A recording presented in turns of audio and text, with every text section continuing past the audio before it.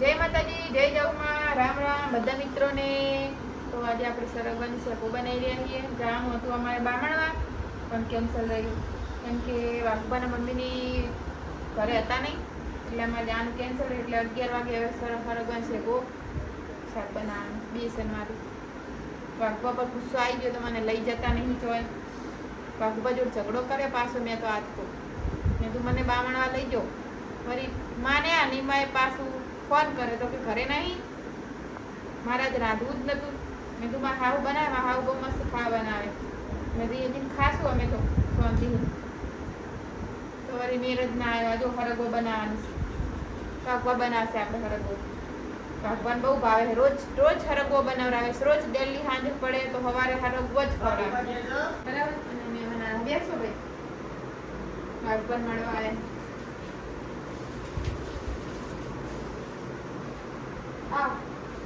તો મિત્રો વાઘભાઈ છોકરું ખુરશી આલો અને આ વાઘભાઈ મળવા આવ્યા છીએ. આ લોકો ચા બનાવીને પી રહીએ.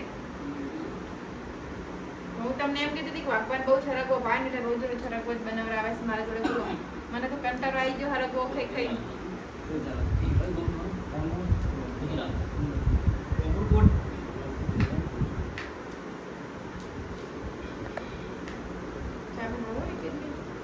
અમે આવવાના હતા પણ તમે શું ગયા હતા?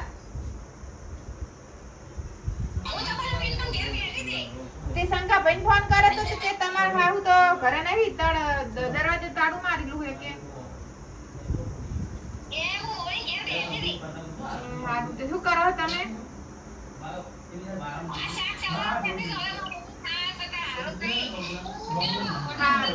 તે અમે આવવાના હતા. હા એ હારું દેખાડું જ નહીં કોઈ. ચા બનાવી રહ્યા છીએ મહેમાન માટે. બરાબર, ચા બનાવી આપણે આદુ નાખશું.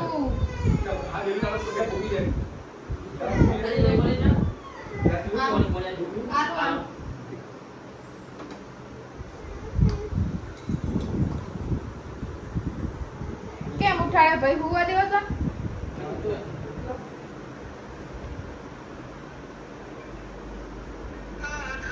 મિત્રો રાતે ઇડલી સંભાર બનાવ્યો તો વાઘવાને બહુ ભાવે ઇડલી સંભાર, એટલે રાતે ઇડલી સંભાર બનાવ્યો તો ઇડલી વધી હતી અને અમે વઘારી નાખીશું.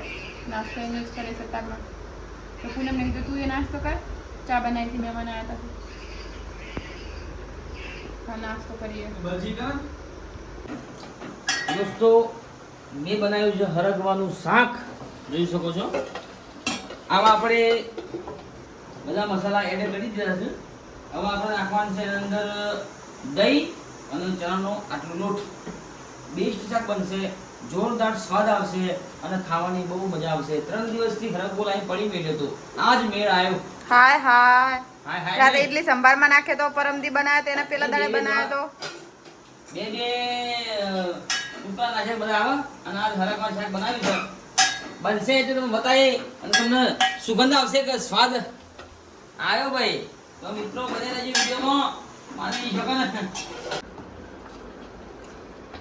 હેલો દોસ્તો, તો આપણે રોટલી થઈ ગઈ છે, લોટ પટી ગયો છે. હવે છેલ્લી રોટલી બની રહી છે. રોટલી બની ગઈ છે, શાક પણ બની ગયું છે. જો હા ખતખતું શાક, હરગવાનું શાક. મારી માની છો બહુ મજા આવે છે આજ તો. અને જો તાપ તાપ થઈ ગયો મેડમ. નહીં મેડમ? આવો મેડમ, તાપ તાપ થઈ ગયો છે. ગરમી લાગે છે. ગરમી બહુ પડે. અરે ખબર પડે યાર, ગરમી તો ક્યાં તું ગરમી નહીં પડતી. હા ગાડીમાં પેટ્રોલ ઓછો ભરાવો પર.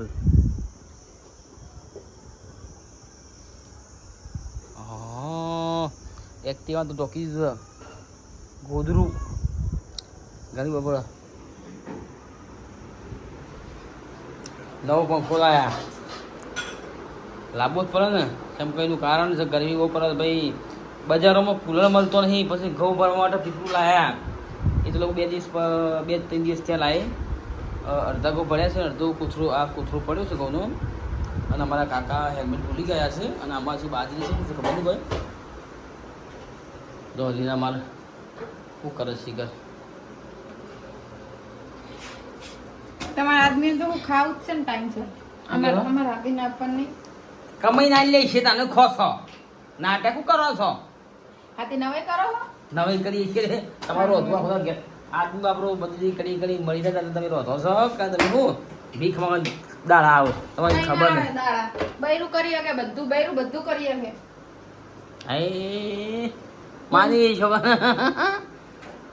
અરે એક જૂની કહેવત કેવી નહીં કહી દો કેવી નહીં કશું કહી દો આજની મજૂરી કરે પાવર બૈરું કરો આ વસ્તુ થઈ છે ભાઈ ચા કરતા કેટલી ગરમ મજૂર ચા બોલો વિચાર કરો શું કરવાનું હવે હા મજૂરી કઈ તોય બપરાને રાત્રે ઘેર આવે તો ભરવાનું થાય ત્યાં હું પૂછું ચલો જય માતાજી જમવાનું કાઢીએ છીએ પછી મળીએ નેક્સ્ટ ટાઈમ જય માતાજી હેલો દોસ્તો તો જમવાનું બની ગયું છે અને જમવાનું અમારે જો એના પછી શું કરું બેસી છે પણ આ તો ખાવાનું કાઢી દીધું છે હરકવાનું શેકોનું શાક છે અને રોટલી આવી નહીં મિત્રો બતાવી દઉં આ રોટલી આ ડુંગળી કાપી છે અને આ બની ગયું છે આપણે સરગવાનું શાક જોઈ શકો છો બેસ્ટ બેસનવાળું સરગવાનું શાક આ છે સરસ મજાની છાશ અને આ છે કચરો નાખવાનું કોઈ નમકીન બનાવે છું 2 ગ્લાસ મિત્રો હવે જમી લઈએ અને હવે નેક્સ્ટ ટાઈમ એક સરસ મજાના બ્લોગની સાથે મળીશું ત્યાં સુધી જય માતાજી જય શ્રી કૃષ્ણ રામ રામ વિડીયો ગમ્યો હોય તો નહીં જાણ અને વિડીયો ગમે લાઈક કરજો શેર કરી શકો જય માતાજી